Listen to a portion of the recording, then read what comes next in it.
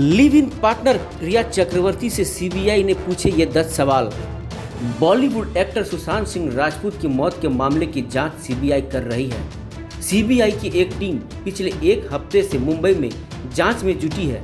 वहीं इस केस के मुख्य आरोपी सुशांत की गर्लफ्रेंड रिया चक्रवर्ती ने गुरुवार को कई मीडिया हाउसेज को इंटरव्यू देते हुए कहा कि कई जांच एजेंसियों द्वारा जांच किया जाना असहनीय मानसिक यातना के समान है।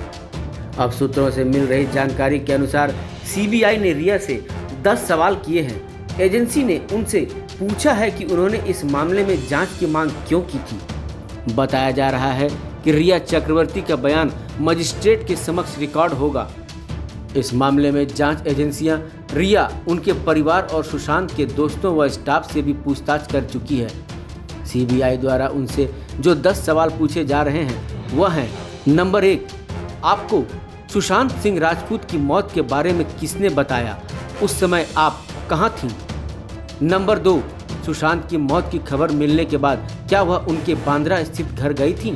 अगर नहीं तो क्यों, कब और कहां आपने शव के अवशेषों को देखा? नंबर 3, आप 8 जून को सुशांत सिंह राजपूत का घर क्यों छोड़कर गई थीं? नंबर 4, क्या आप झगड़े के बाद सुशांत का घर छोड़कर गई थीं? नंबर 5, सुशांत का घर छोड़ने के बाद क्या आपने 9 जून से 14 जून के बीच उनसे बात की थी? अगर हाँ तो क्या बात की, और अगर नहीं तो क्यों?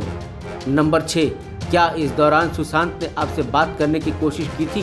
क्या आपने उनके कॉल और मैसेज को इग्नोर किया? अगर हाँ तो ऐसा क्यों किया?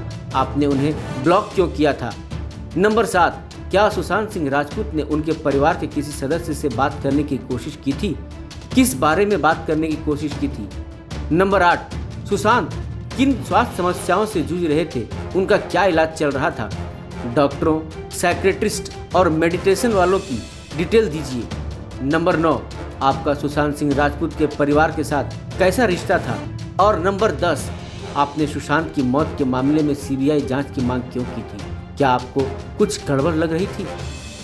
जांच अधिकारियों ने बताया है कि रिया चक्रवर्ती से अगले कुछ दिनों तक पूछताछ जारी रहेगी। फिलहाल रिया की गिरफ्तारी या फिर कस्टडी में लेकर उससे पूछताछ नहीं की जाएगी। इस केस में मनी लॉन्ड्रिंग के एंगल से ईडी और ड्रग्स एंगल से एनसीबी भी जांच कर रही है।